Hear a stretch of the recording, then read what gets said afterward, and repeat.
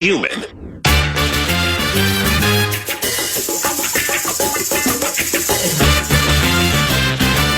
Pete Bercich, analyst for the KFAN Minnesota Vikings audio network, joins us now at Pete Bercich via X. And this is courtesy of Sukup Manufacturing and Sukup.com. Pete, the kid quarterback, I think is carrying the weight of the world and the burden of the losses.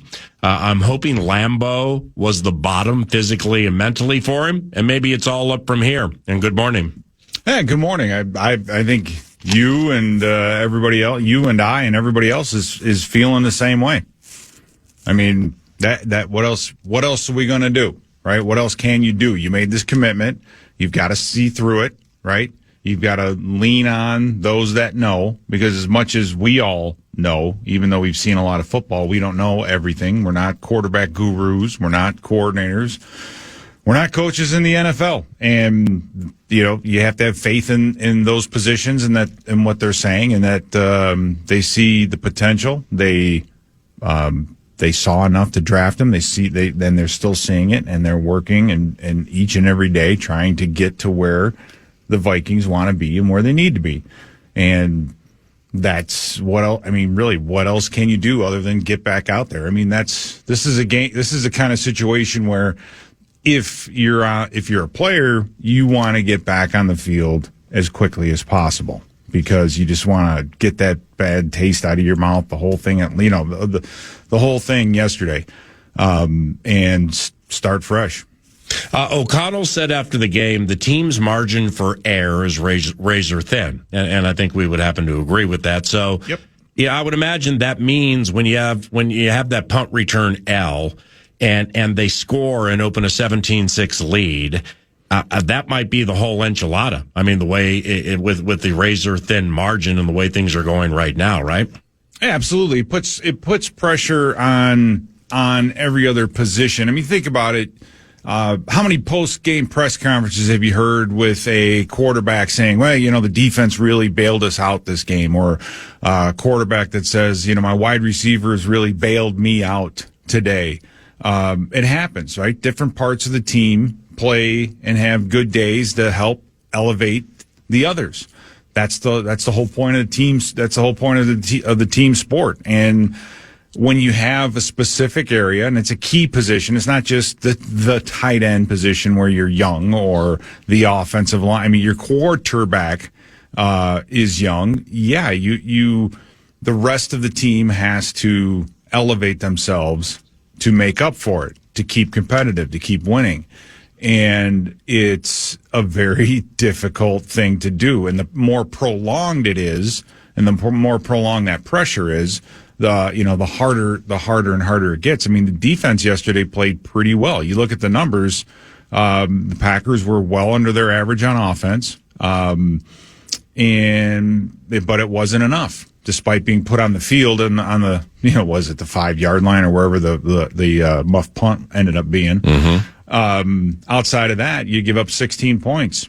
That's usually winning football, right? And so that has to continue. You can't afford it. You can't afford penalties that are drive killers. You can't afford turnovers. I mean, you're right. The margin of error really gets thin, and the problem there, or the challenge there, is you can't play uptight. You can't play not to lose, or you can't play not to make a mistake. And it's a balancing act, and it's not a fun position to be in. In a parimutuel puzzler, to a certain extent, we had some listeners hit the 64686, the text line, and say, is it possible to have Pete Bercich analyze this talk back? And we got a few of those. So we're like, yeah, we could do that. He's an elite football mind, played in the league, coached in the league, has been the audio network analyst since 2007. So here's the first. Hey guys, it's Max from Egan. I'm not even going to talk about the offense because everybody knows it's absolutely putrid. But I want to talk about the defense. I'm sick of people worshiping B-Flow like he is God on earth and the next head coaching job he's going to win the Super Bowl with. Our defense is 5th worst in the NFL. I know that has to do with the offense and them keeping the defense on the field the whole game, but the defense isn't helping the offense out either. We don't turn the ball over. We don't get stops. Our special teams isn't great. The defense is not good. Sorry, bye. What do you think, Pete? Well, in a yards per game basis, we're tied at going into this game. We're going to be better off because we only gave up 245 yards. We're 10th in the league in yards, 9th per play. Against the run, 22nd, but we're 14th per play. Pass, we're 7th overall per play, 21. Sack rate, we're 6th. It's the interception rate. We were number 1 last year. Now we're down to 28th. We were 9th in the league on third down going into yesterday. So it's like, here's the thing. Nothing's ever as good as it seems. Nothing's ever as bad as it seems. And somewhere in between reality lies. I mean, B-Flow, I think B-Flow gets a lot of attention because what he does is unique and what he does is different. And that brings a lot of attention, the amount of blitzing and all that. But the defense, they've played well. They're playing good, and they're playing well enough to win football games. I mean, look at the Bears defense. Look at the numbers on the Bears defense. Outside of them cranking out turnovers at an unbelievable rate, they were in the high 20s in most of these categories overall. They couldn't get to the quarterback without blitzing. I mean, they have no 4-man pass rush. So yeah, the guy, you just stay off social media, man, because that's what you get, right? You get no one's in the reality world. Everybody's either on one polar end or the other polar opposite end, right? Either, everyone thinks McCarthy's going to do it and he's going to be great, or get rid of him, right? There's nobody in between. And unfortunately, reality's in between, but that doesn't get people to click on tweets or, look at Instagram, stories. So, unfortunately, that's where we are, right? We're somewhere in between that. And defensively, we're not paying a ton of money for everybody. So, finding Isaiah Rodgers, come on. That's still, you signed him. Everybody was like, okay, that's your first day signing. All right. Well, Rodgers has been pretty damn good. So, there's a lot of wins on the defensive side of football. Levi Drake, Rodriguez, we can go on and on, but Dallas Turner's starting to turn the corner. Well, there. the 37.5 minutes to 22.5 minutes time of possession. Yeah. That's going to make anybody tired. And that's been, Paul, I'm sorry to interrupt you, but think about this. We've turned the ball over 20 times, right? 21. 21. Yeah. Okay. So, assuming that once the ball's turned over, the opposing offense will have the ball for at least 3 plays. That's 66 plays right there. That's an entire game. That's a game. 66 plays, right? So, yeah, they're out there on the field. They're out there on the field a little bit more than the offense. Nordo, talk back. Hey, it's Richard from Rochester. Hey. It seems like the best coaches can design their game plans around what their players can do. And we think that KOC is a good coach. At this point, is he doing enough to design a game plan around what McCarthy can do? Or has he already done that as much as he can and McCarthy's not capable of executing that? that's an interesting question. Yeah, it's a very good one. You know this, Paul. This is not the offense that we've seen here for the last 3 years. It's not. It's not the down the field clears and digs and deep crossover, deep crosses, and the play action passing game, right? I mean, we're seeing some of it, but it's not as heavy. I mean, Kirk Cousins, that was his, and Darnold when he was here, that's what they did. Play action passing their rating was unbelievably high. We were very, very good. This schematically in your philosophy, it's not. It's been changed. It's been changed quite a bit.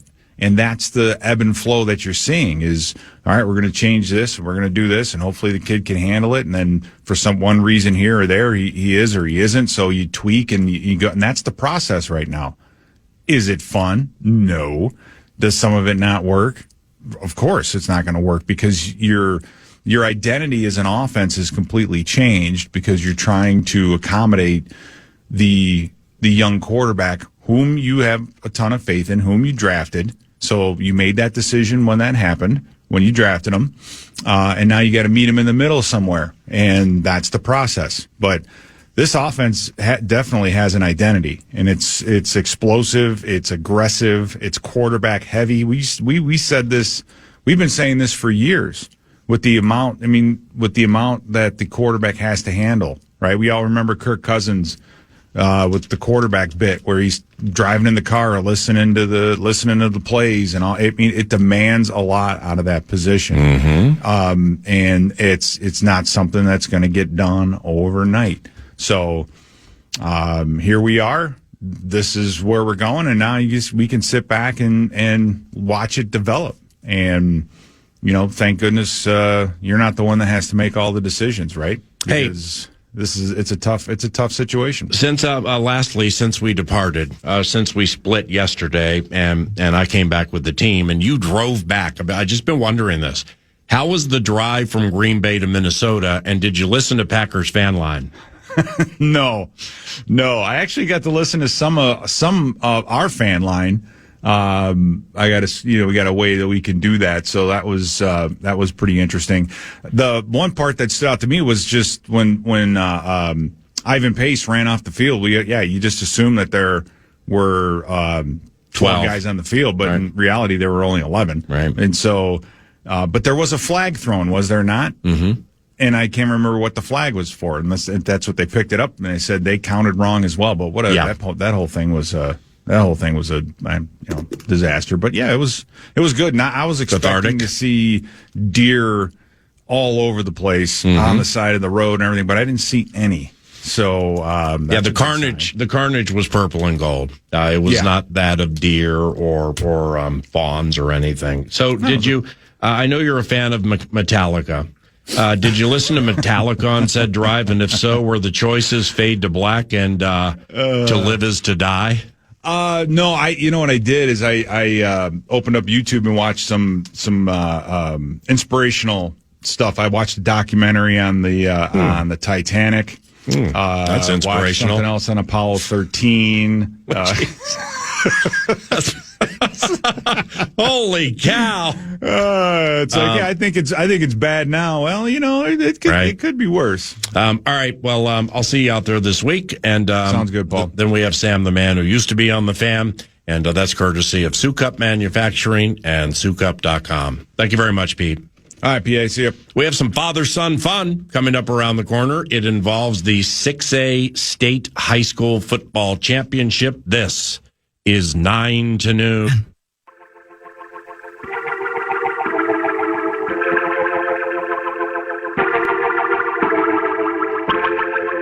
Ladies and gentlemen, we have Minnesota high school football immortality in studio.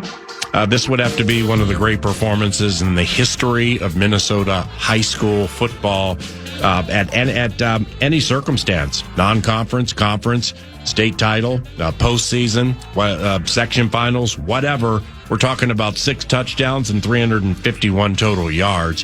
One of the TDs sounded like this. Make it methodical on this drive. Bjorgaard. Left side, spins, nice move. Look at this, gets to the outside. He's to midfield, he's to forward. He's got a blocker in front on the side. It's a foot race down that sideline, and Bjorgaard has done it again. First, we welcome into the studio the Bjorgaard about whom you just heard. Chase Bjorgaard from Edina High School with 6 touchdowns, 351 total yards, a bunch of great teammates and a bunch of wonderful memories, and a state high school championship is in studio with us, and somebody with whom those who listen to the show frequently are familiar. Dear friend of mine, somebody I've known for quite some time, and the general manager of Metropolitan Ford, Eric Bjorgaard, who is Chase's dad.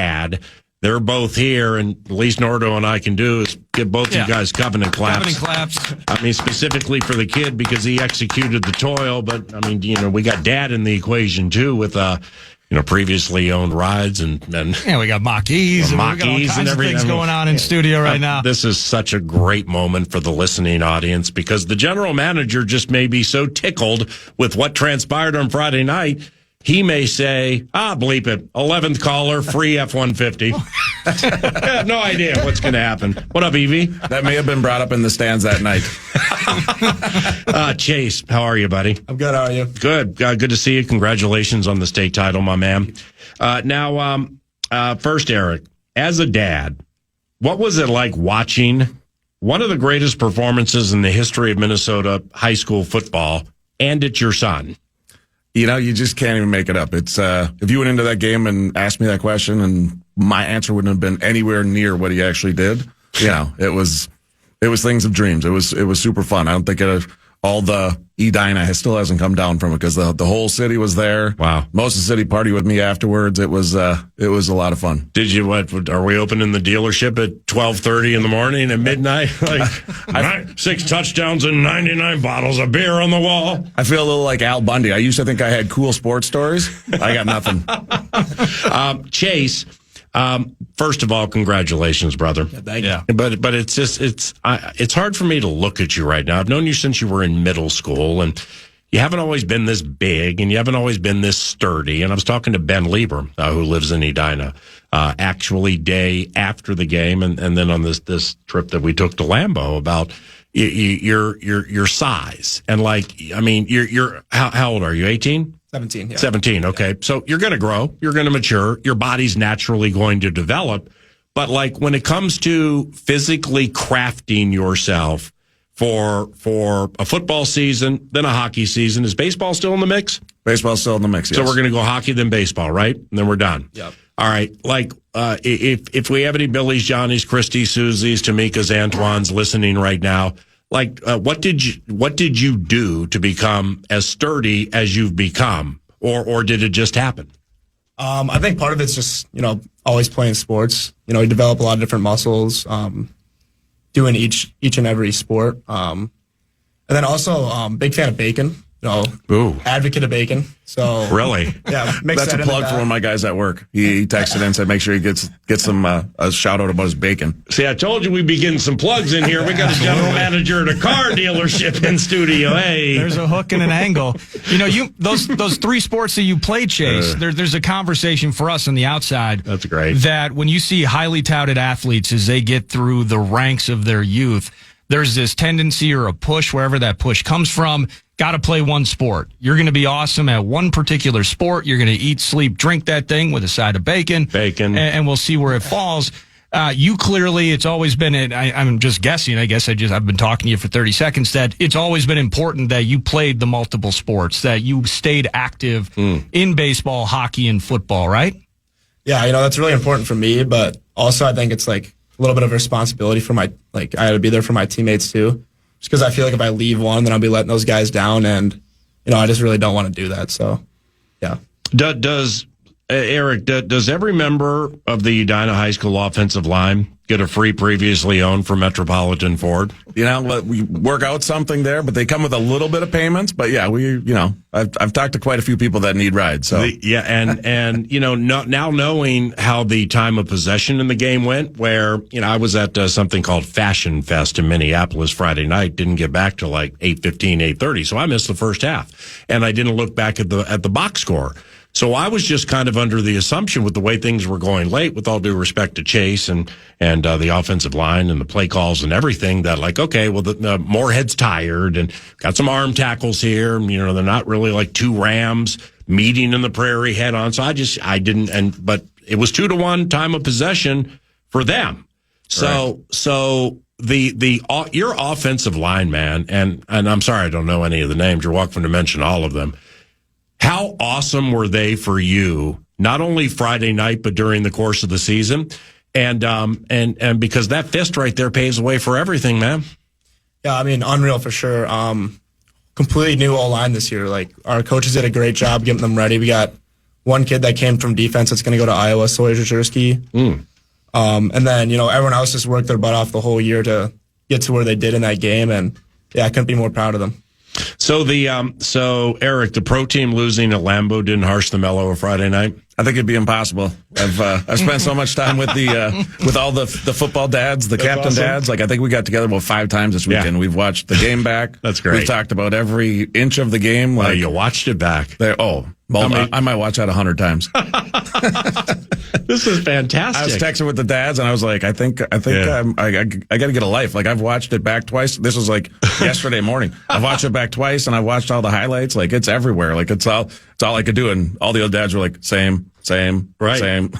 Okay, so let's go back in time for a second, because, when you were a sophomore, Chase, I didn't talk to you about this, and it was the elephant in the room in your football life.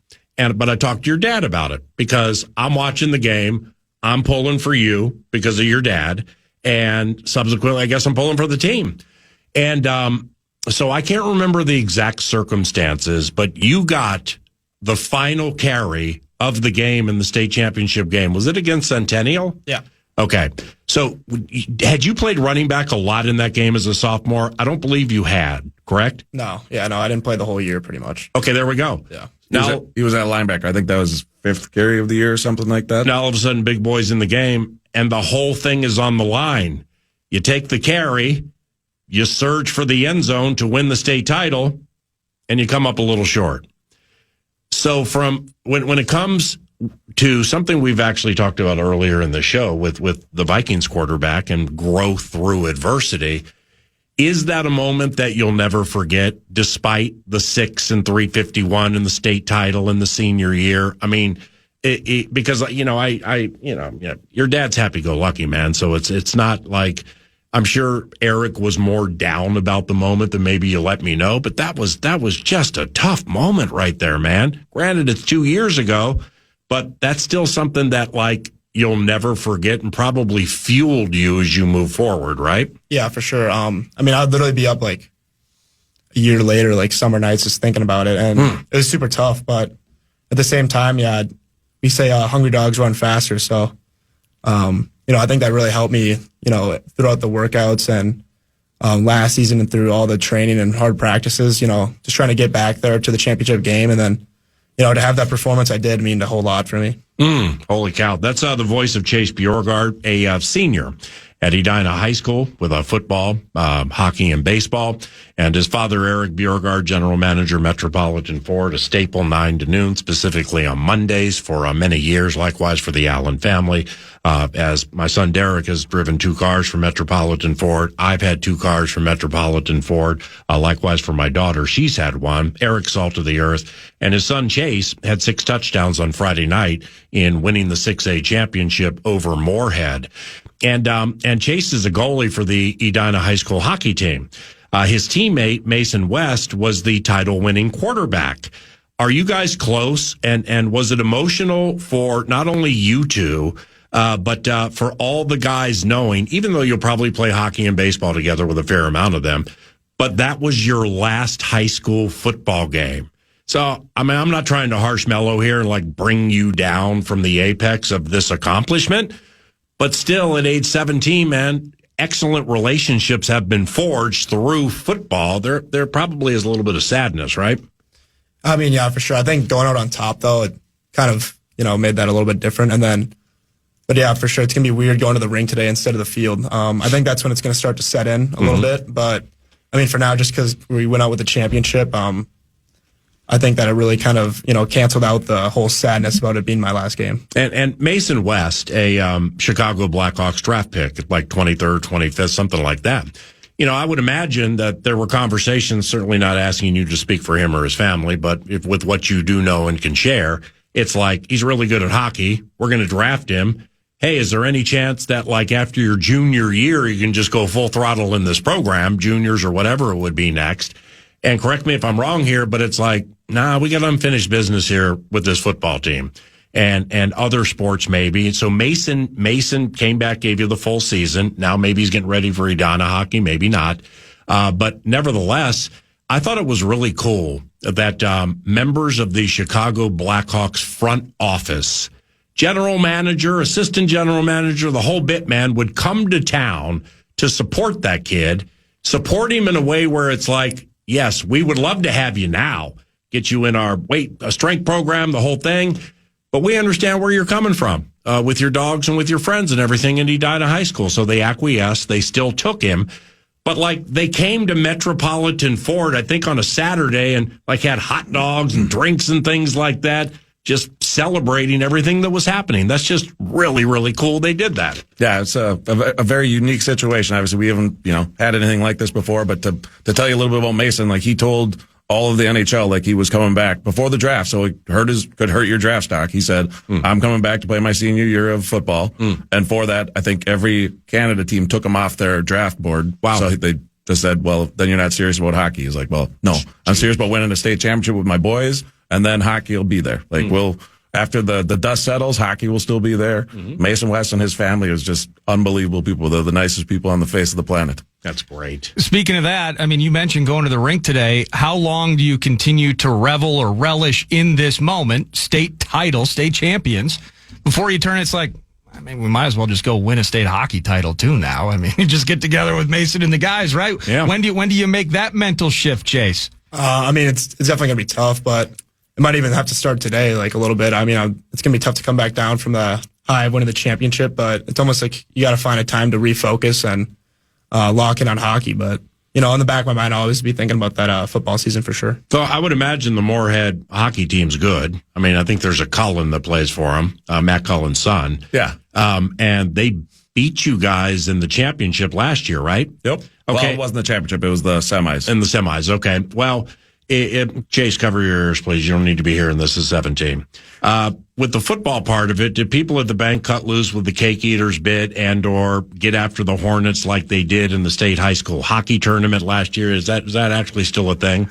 Oh, that's a thing, but they didn't win, so it's hard to get honest as much when you lose. But their hockey team beat our hockey team 6-3. And I saw some TikToks out there already. They make a big deal every time they beat us at something.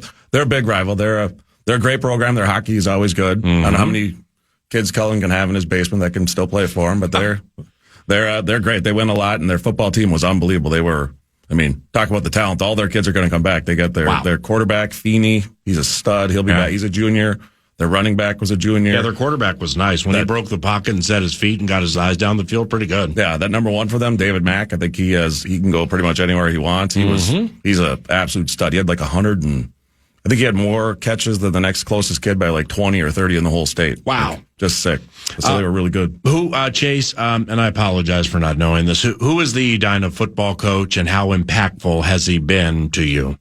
That's Jason Potts. I mean, even in middle school, he was my like gym teacher. So I've been knowing him for a while. I remember specifically in like 7th grade, he was like, kind of, I want to see what this kid's got. So we're like playing football out there at, like during gym class, and he'd like pull me on his team and have me run some routes while he's played like all-time quarterback. So I guess that was kind of my first tryout. So yeah, he's meant a lot to me, kind of throughout my high school and middle school career for sure. So due to some people getting banged up during the course of the game or whatever, Chase Ware's number one.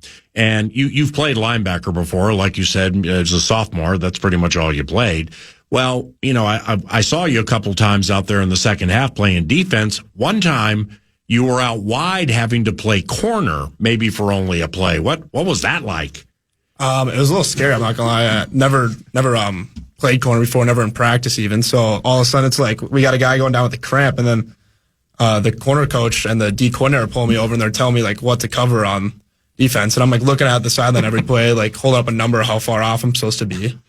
Like 4 yards, 5 yards? Yeah. 7 yards? So technique on the fly. Yeah, I was trying to figure it out. But didn't go too bad. Didn't give up any big plays. So Oh, you played more than one play? Oh, I was out there for like a whole drive pretty much. So, Oh, geez. Yeah. Oh, holy cow. Last one. Not to put cart before horse here. We got hockey. We got baseball. But nevertheless, when you first, Eric, when Chase graduates, okay, like what do you hope is next? Let's say athletically.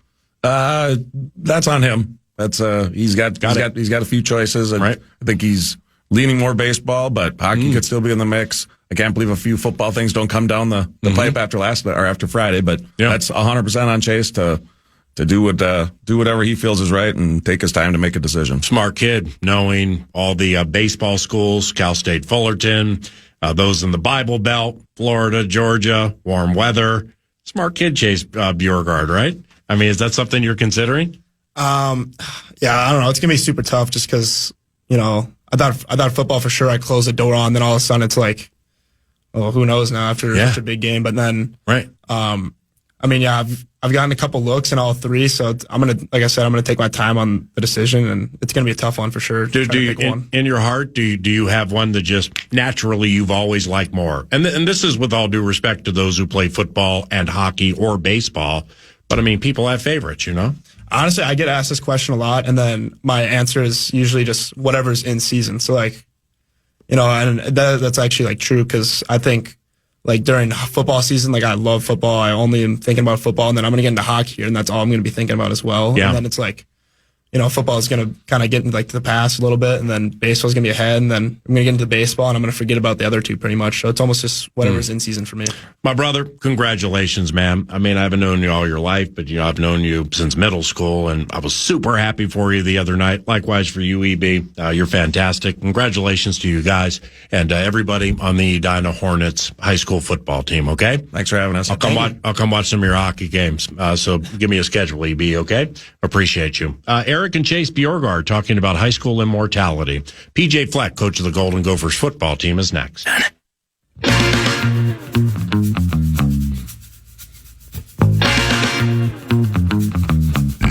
to noon. Bam, bam, bam. Here we go. PJ Fleck, coach of the Golden Gophers football team, nice enough to join 9 to noon about this time each and every week. The team lost to Northwestern at Wrigley Field, 38-35 in a spine tingler. A battle for the axe takes place here and on KFAN Saturday at 3:30. And the coach joins us now. PJ, the Wrigley Field experience, was it enjoyable despite not winning the game? And good morning.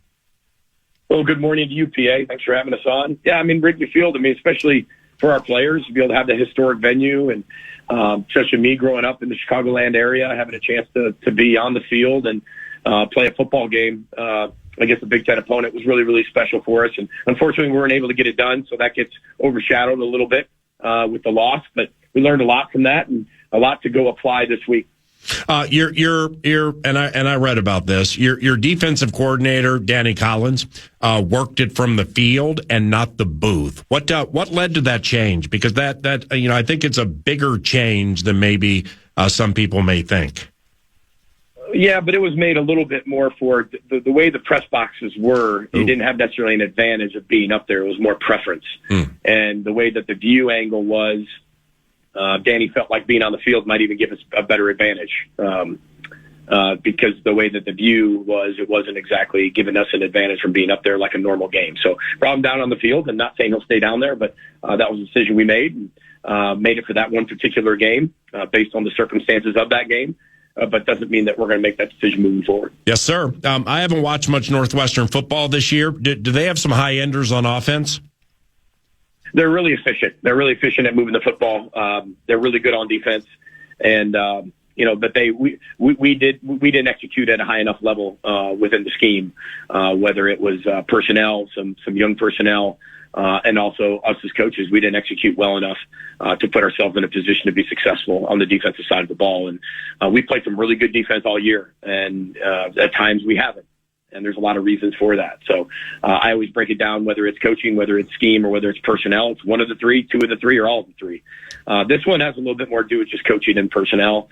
We're playing a lot of young guys right now. Had a lot of our starters on defense banged up and out for that game, especially on the back end. And, we're just playing some younger guys that it's worth it because it's going to help them develop and be better in the future. But definitely hurt us a little bit in some key parts that they'll really learn from and grow from. But that's part of the developmental program is the depth piece. And a lot of our depth is young, and our guys go in there and they're going to be the future of the program, and they're going to learn from it and really respond. So, but they're really efficient. I mean, they played one of their best offensive games of the year and executed at a high level, even in really tight coverage. So you got to take your hat off to them too. They executed at a high level. Their quarterback, and again, I haven't watched them all year. If their quarterbacks played a better game, I'd have to see it. But your quarterback, Drake Lindsay, went for 264, 4 and 0 picks. What's the take with the steps he took with 1 to go in conference play? Oh, he's becoming more and more mature by the day, confident by the day.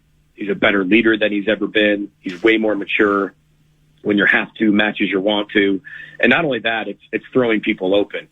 I think that's one of the things in the NFL that you have to be able to do that you in college, sometimes you can get away with it. Guy open, throw it to the open guy. But to throw the guy open, I think that's where we're seeing him evolve constantly week in, week out, and making huge strides for that. He's poised in all the tough situations and the high pressure situations. And I'm really proud of him for that. And he's only taken the necessary steps to be an elite quarterback. And again, as you said, not skipping steps. Part of that is losing. And I really believe this. And nobody likes to lose. I don't like to lose. Nobody wants to lose. The Vikings don't want to lose. But you have to learn how to lose.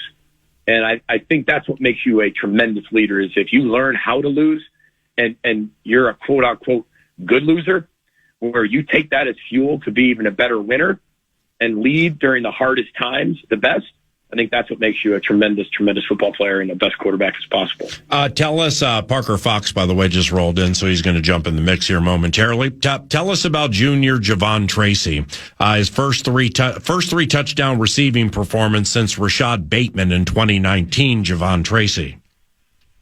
Yeah, Javon has come on strong. He's a transfer from Miami of Ohio, and he's a very good player. He kind of reminds me of Elijah Spencer his first year here, and then Elijah turned into one of the best weapons, I think, most reliable weapons in the Big Ten last year, especially on the third down conversion. So Javon Tracy and I have had numerous conversations. He's played really well all year, but I think this is where he's playing his best football, and I think that's only going to propel him into next season because that's taking multi-year transfers is something we take a lot of pride in because we can keep developing them. It's a higher level high school player, and I think Javon has really learned a ton at the wide receiver position. His craft is becoming sharper by the week, and I'm just really proud of the progress he's making. And he had a huge game for us, and him and Drake have a great relationship, and look forward to that continuing to evolve. Hey, PJ, Parker here, back with you. As you kind of know my story, being a Minnesota kid, I was raised on Better Dead Than Red. Important week for me. 14 straight losses before you got here to Wisconsin. So that axe found its home in Madison, but you guys have it back now in Minneapolis. How does it feel for you to kind of be a part of that, to see the fans kind of just come together over that axe, and how special is it to try to win it back to back and keep that thing here at Huntington Bank Stadium? Yeah, it's a great question, Parker. I think that's what makes college football so special are the rivalry games and the rivalry trophies and the tradition and the history and the pageantry of those rivalries. And, our job is to find a way to be the best team on the field during that rivalry for 3.5 hours.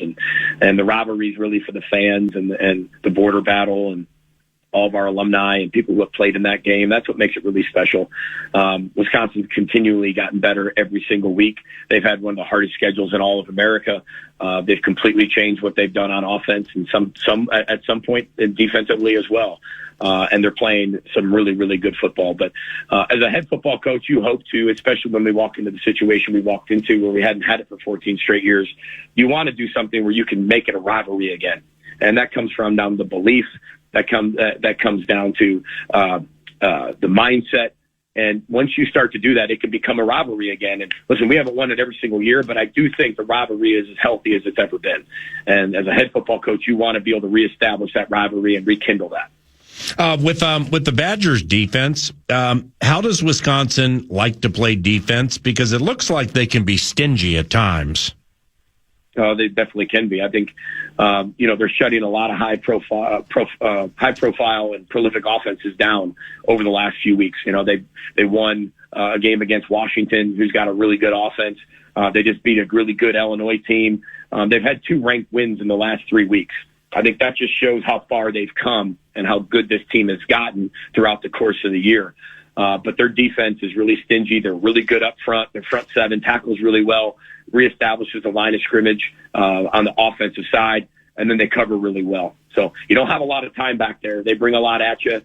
They're really good at the simple things, and I think their schedule that they played has made them a better football team, that's for sure. Last couple here for PJ Fleck, 9 to noon. The Badgers are winless on the road. Now, 3 of those defeats have been to Alabama, Oregon, and Indiana. This is, PJ, this is the last time your fan base will see you guys at home until next year. So I'd imagine it's important to leave them wanting more and certainly getting a victory, right? Well, you always want to do that. You want to do that every game, whether it's week to week, whether it's year to year. You always want that. You want that for your fans. Wisconsin wants that for their fans. The good thing is, we're bowl eligible again. If you take COVID out for the 7th straight year, so we're going to have some time to continue to develop a lot of the young players we have on this team in our developmental program, because that's what we are. So there's a lot going into our program. There's a lot coming into our program. We got signing day coming up. And not only are we building this year, but it's also building as we move into the future. And Wisconsin scored 27 Saturday in defeating Illinois at Camp Randall. That's as many points as they have scored in their previous 5 games, including being shut out twice. So if I'm a fan, like with season tickets, traveling to the games and everything, I'd be like major bounce back chance here for your defense, wouldn't you say? Well, yeah, I mean, you want to be 1-0 against Wisconsin, period. We're going to need all 3 phases. We're going to have to play really good complementary football, offense, defense, and special teams, and then also play complementary within the scheme on offense and defense and special teams separately. So that's the big challenge for us, and we got to go play our best football game of the year.